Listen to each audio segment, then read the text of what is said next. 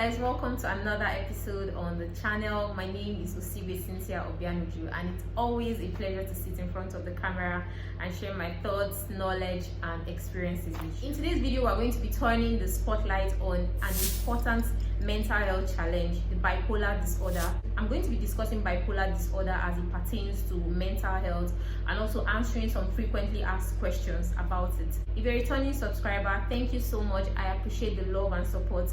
If you're new on this channel or yet to subscribe, please do so. There are so many things that we have to discuss and I do not want you to miss out.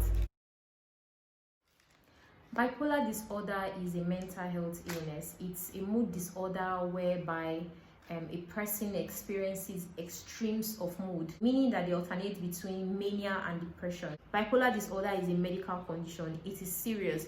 It's not in the person's head. You know, some people say, oh, it's just in your head. It's nothing, it's just in your head. No, it's not in their head. It's not contagious. You don't get it from sitting close to the person or associating with the person. For a person who has bipolar disorder, when they have the manic episodes, some of the symptoms that they can experience include they are full of energy, they have this exaggerated sense of importance, reduced need for sleep, they don't sleep, in a whole day they can just sleep for like 3-4 hours, they are okay. They just always want to do something. That energy in them is just excess. They want to do something, they don't want to be in one spot. They can also experience increased sexual drive, sexual indiscretion. This is when you see a person doing things that they should do behind closed doors in public. They are extremely irritable, have poor judgment. They do some things that you're like, this is just not right. They spend excessively. You see the person, they don't have enough money, but they are buying. They can enter a place and start buying drinks for everybody. They might not have the money, or that's their last money. They don't care. So when you have the episodes of depression, it's like the opposite of what they have when they are manic. They have low mood, low self-esteem. They sleep a lot. They don't have interest in doing things that they normally enjoy doing before. There's a change in their appetite. Either they are eating so much, or they just don't eat at all. Decreased sexual drive, they get agitated, they feel lethargic, they feel very weak. They are preoccupied with failures and negative thoughts. So a person must not have all these symptoms. When you start to experience about 3 or 4 of these symptoms happening repeatedly to the point where it starts to affect your productivity, your everyday life, it's almost like you cannot function anymore, then it's time to see a mental health expert.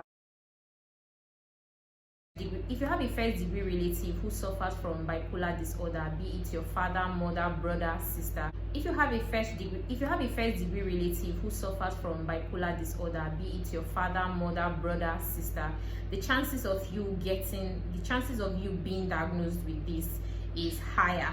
However, it doesn't always go that way. There's really no particular thing that can be held on to as the cause of bipolar disorder.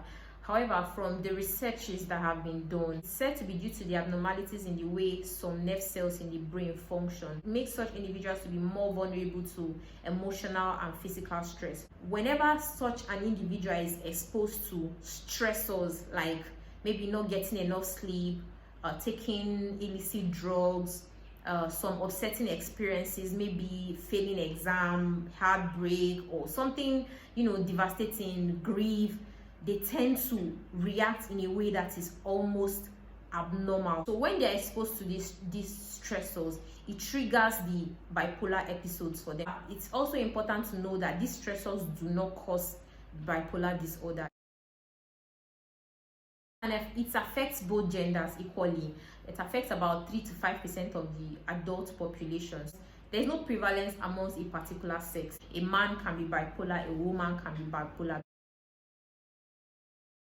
If you suspect that you have bipolar disorder, either you've been diagnosed or you experience these symptoms very often, the first thing you need to do is to see a mental health specialist. Let them know of the symptoms that you're having. Be very honest how often you have the symptom. And I also advise for you to go with someone, either a friend or a family member. It always helps, somebody that you can trust. Yes, bipolar disorder is treatable. There's psychotherapy and then the use of drugs, and depending on the severity, the person can be placed on some medications that act as mood stabilizers. And for psychotherapy, they are well trained to know how to counsel a person who is going through this, who is experiencing this condition. They teach you skills on how to manage those emotions and navigate through them in such a way that it does not affect your life. They'll help you find out the things that trigger it for you. They teach you how to manage those triggers. To get well, first of all, you need to stick to your treatment plan.